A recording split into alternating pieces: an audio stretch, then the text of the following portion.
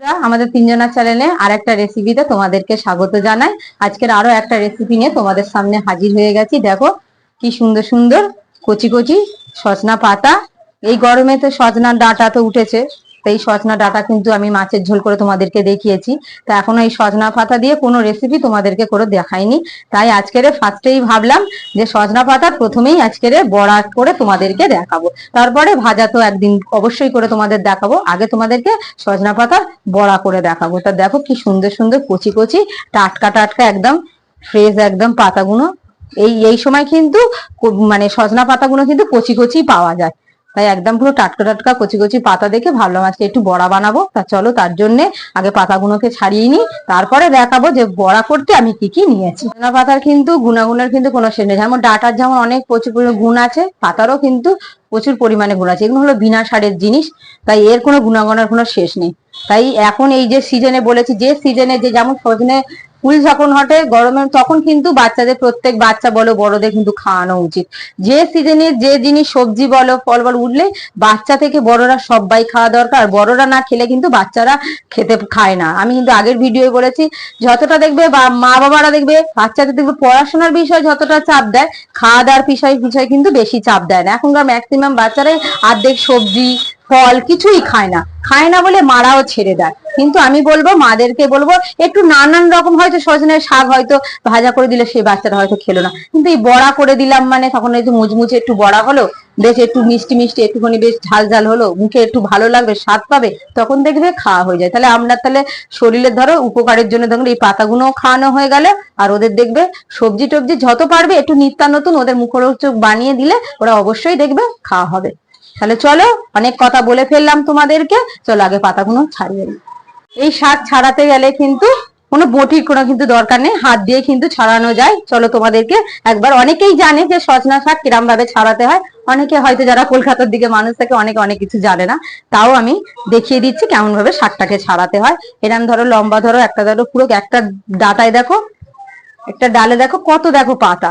আমি এই পাতাগুলোকে একদম কচি কচি পাতা তো আস্তে আস্তে প্রত্যেকটা ডাল থেকে দেখো পাতাগুলোকে ছাড়িয়ে নিচ্ছি। এই বেরিয়ে এলো। এরম ভাবে প্রত্যেকটা পাতা, বেশিক্ষণ সময়ও লাগবে না, তাড়াতাড়ি ছাড়ানো হয়ে যাবে। এরকম ভাবে আমি দেখো কচি কচি একদম পুরো ফ্রেশ একদম কচি কচি পাতা, এরম ভাবে আমি পাতাগুলোকে ছাড়িয়ে নেব। দেখো সজনা শাকগুলো কিন্তু আমার সুন্দর করে কিন্তু ছাড়ানো হয়ে গেছে। চলো এবার ধুয়ে নেব। গামলার মধ্যে শাকগুলো ঢেলে নিলাম, অনেকগুলো শাক পড়ে আছে। এবার চলো ভালো করে শাকগুলোকে ধুবো। একদম টাটকা শাক তো সকালবেলা তুলে নিয়ে চলে এসেছি। একদম টাটকা শাক, একদম একটুখানি হয়ে গেছে, ভালো করে ধুয়ে এই চুবড়ির মধ্যে ঢেলে নেবো।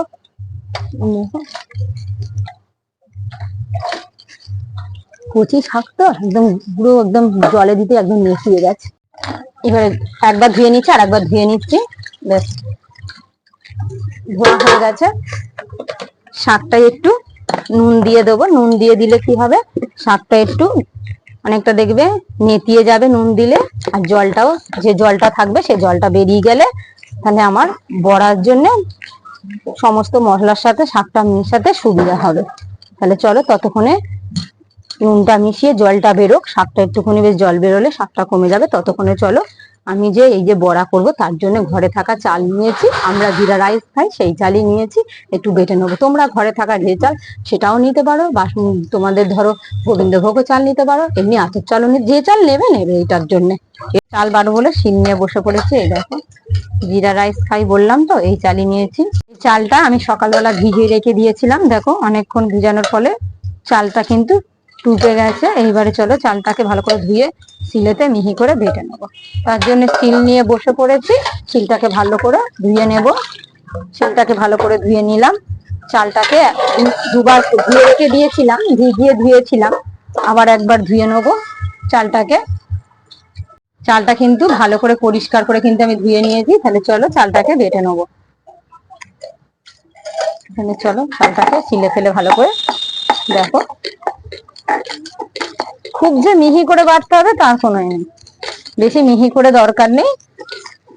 এই এই একবারই আমি কিন্তু বাটবো, বেশি দরকার নেই, যেহেতু বেশ চালটা বেশ যখন ওর সঙ্গে মিশিয়ে যখন শাকের সাথে বেশ একদম এটা ভাজা ভাজা হবে, তো বেশ গালে পড়বে, বেশ ভালো লাগবে খেতে। তার জন্য চাল বেশি বাটার দরকার নেই।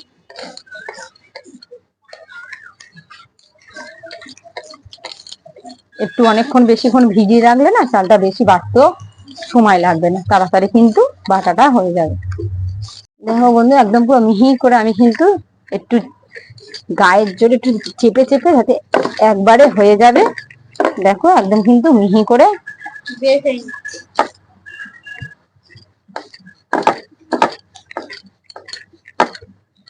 ব্যাস, তাহলে আমার চাল বাটাটা পুরো একদম রেডি হয়ে গেল।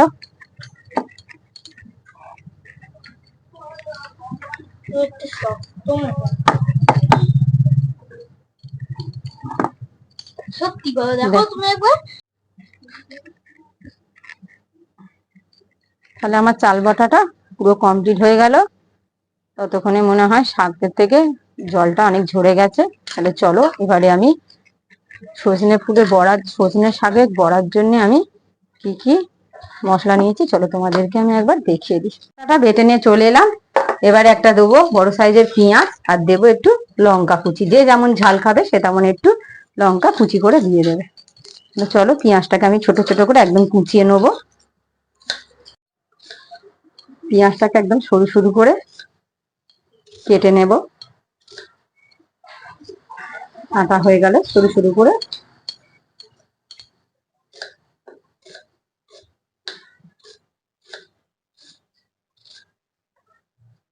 তাহলে আমার একটা পেঁয়াজ কিন্তু কুচানো হয়ে গেল।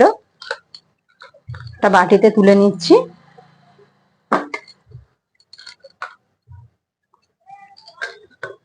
এখানটা কিন্তু পরিষ্কার ছিল, তাই জন্য এখানে পড়লো বলে তুলে নিলাম। তাহলে চলো পেঁয়াজ কোচানো হয়ে গেছে, লঙ্কাগুলো কুচিয়ে নেবো, সরু সরু করে একদম কোচাবো। যে যেমন ঝাল খাবে সে তেমন কিন্তু লঙ্কা তোমরা নিতে পারো। লঙ্কা দুটো লঙ্কা নিয়েছি, এটাতেই অনেক যথেষ্ট ঝাল হবে। তাহলে চলো লঙ্কাগুলো কোচানো হয়ে গেল, পেঁয়াজ কোচানো হয়ে গেল, সব গুছিয়ে নিয়ে তোমাদেরকে আবার একবার দেখিয়ে দিচ্ছি যে আমি সজনে পাতা বড়ার জন্য কি কি নিয়েছি। লঙ্কা পেঁয়াজ কাটা হয়ে গেছে। গ্যাস জ্বালিয়ে কড়াই বসিয়ে দিয়েছি। দিয়ে দেবো কড়াইতে সর্ষের তেল পরিমাণ মতন। তেলটা দিয়ে দিয়েছি, তেলটা ততক্ষণে গরম হোক। তোমাদেরকে সজনে পাতার বড়া ভাজতে কি কি নিয়েছি তোমাদেরকে দেখিয়ে দিই। দেখো শাকটাকে আমি ভালো করে কিন্তু ধুয়ে নুন দিয়ে জল ঝরাতে দিয়ে গেছিলাম। জল ঝরানো দেখো অনেকটা জলটা সিজে গেছে। নিচে একটা বাটি নিয়ে নিয়েছি, আর একটু যেহেতু জল আছে আর একটু রকম করে চিপে চিপে নুন জলটা আছে তো ওটাকে বের করে দেব। দিয়ে একটু ভালো করে চিপে চিপে বাটিতে তুলে নেব। এগুলো হলো ন্যাচারাল জিনিস, এর মধ্যে বেশি মশলাপাতি দিয়ে এর টেস্টটা একদম নষ্ট করার দরকার নেই। এগুলো হলো বিনা সারের জিনিস, যতটা পারবে এইটা বড়াটা যেহেতু এটাতে আরো শাকটাকে বেশ কাঁচা বেটে কিন্তু বেশ একটা খেলে কিন্তু ভেজে বেশ ভালো লাগে, কিন্তু এর মধ্যে বেশি মশলাপাতি দিয়ে কিন্তু জিনিসটার টেস্টটা না নষ্ট করাই ভালো। হালকা মশলা দিয়ে, আমি এখানে কোনো মশলা ব্যবহার করিনি। দেখো শাকটাকে ভালো করে কিন্তু চিপে নিয়েছি, জল ঝারিয়ে নিয়েছি। দিয়ে দেবো এক বাটি পুরো ঘরে থাকা চাল বেটে নিয়েছি। চালের পরিমাণটা একটু বেশি লাগবে। দিয়ে দেবো পেঁয়াজ আর কাঁচা লঙ্কা কুচি, একটু স্বাদ বাড়ানোর জন্য দিয়ে দেবো কালো জিরে। দিয়ে দেবো হাফ চা চামচ হলুদ গুঁড়ো, হাফ চা চামচ হলুদ, পরিমাণ মতন নুন দিয়ে দেবো। দিয়ে দিয়েছি, একটু দিয়ে দেবো অল্প করে সর্ষের তেল দিয়ে দিলাম। দিয়ে ভালো করে হাত দিয়ে মেখে নেবো। দেখো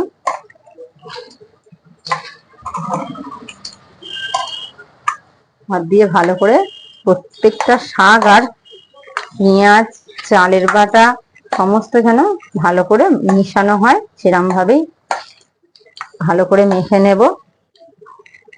একটু ডান্ডি ছিল এতে। এতে কিন্তু আমি কিন্তু কোনো মশলা কিন্তু দিলাম না, শুধু কালো জিরে, পেঁয়াজ, কাঁচা লঙ্কা আর একটু চাল বেটে দিলাম, হলুদ, নুন আর একটু পরিমাণ মতন অল্প সামান্য একটু তেল।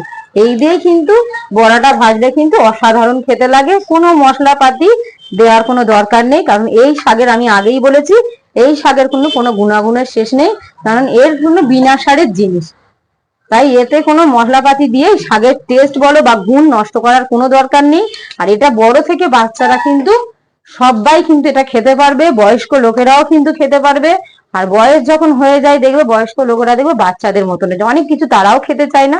অবশ্যই বাচ্চাদের যেমন করে যত্ন নিতে হয় বয়স্ক লোকেদেরও তেমন ভাবে যত্ন নিতে হয়।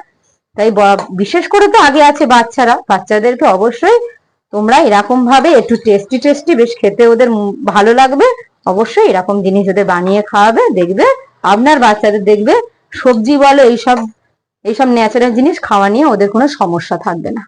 তাহলে চলো বড়াগুলো কিন্তু আমি সুন্দর করে কিন্তু মেখে নিলাম। এবার চলো ছোট ছোট করে গ্যাসটা একটু জোরে দিলাম, সুন্দর করে করে আমি একটু হাত দিয়ে বড়াগুলো এবার ভেজে নেবো। দেখো অবশ্যই গ্যাসটাকে একটু আস্তে করে দেবো, কারণ না হলে ওপর পুড়ে যাবে, ভিতরটা পুড়বে না, ভিতরটা পুরো কাঁচা থাকবে।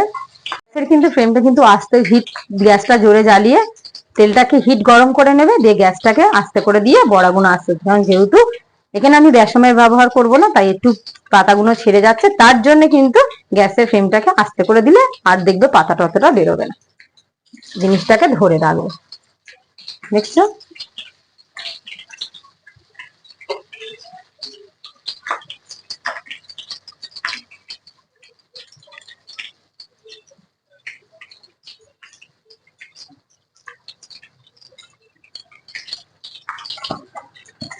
এরকম ভাবে আমি প্রত্যেকটা শাক কিন্তু সুন্দর করে বড়া করে নেব। বড়াগুলো সব ছেড়ে দিয়েছি, মানে এক পিঠ হয়ে গেছে, উল্টে দেবো আরেক পিঠের জন্য। দেখো কি সুন্দর এক পিঠটা ভালো করে ভাজা হয়ে গেছে।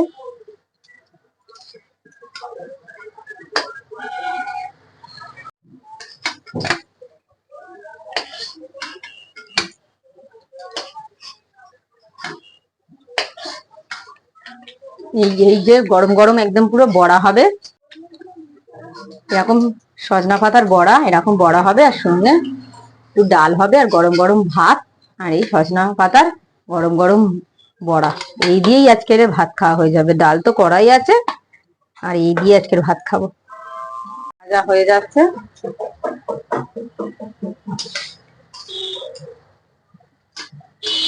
একদম দু পিঠ পুরো লাল লাল করে ভেজে নিয়েছি।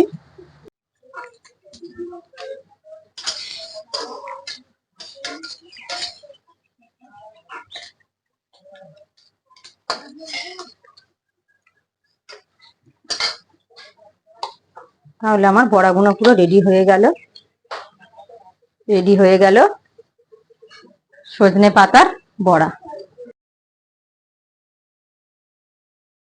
তাহলে চলো বড়াটা একটু তোমাদেরকে একটু দেখাই কেমন হয়েছে।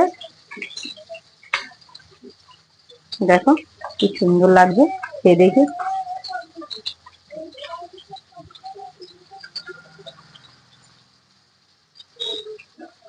অসাধারণ খেতে হয়েছে বড়াটা, চায়ের সাথেও ভালো লাগবে, আর ডালের সাথে তো গরম গরম এই বড়া, আর সঙ্গে গরম ভাত আর ডাল, আর কিছু চাই না, ডালের সাথে হেভি ভালো লাগবে।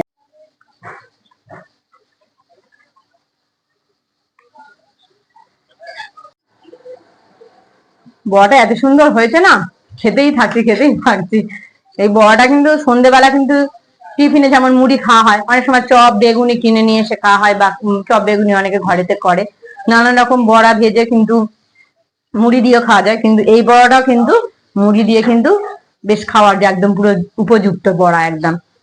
সবসময় চপ বেগুনিতে একভাবে তো এক জিনিস নিয়ে তো মুড়ি খাওয়া যায় না, মাঝে মাঝে একটু মুখ চেঞ্জ হলে, একটুখানি বেশ টেস্টটা বেশ অন্যরকম হলে খেতেও কিন্তু বেশ ভালো লাগবে।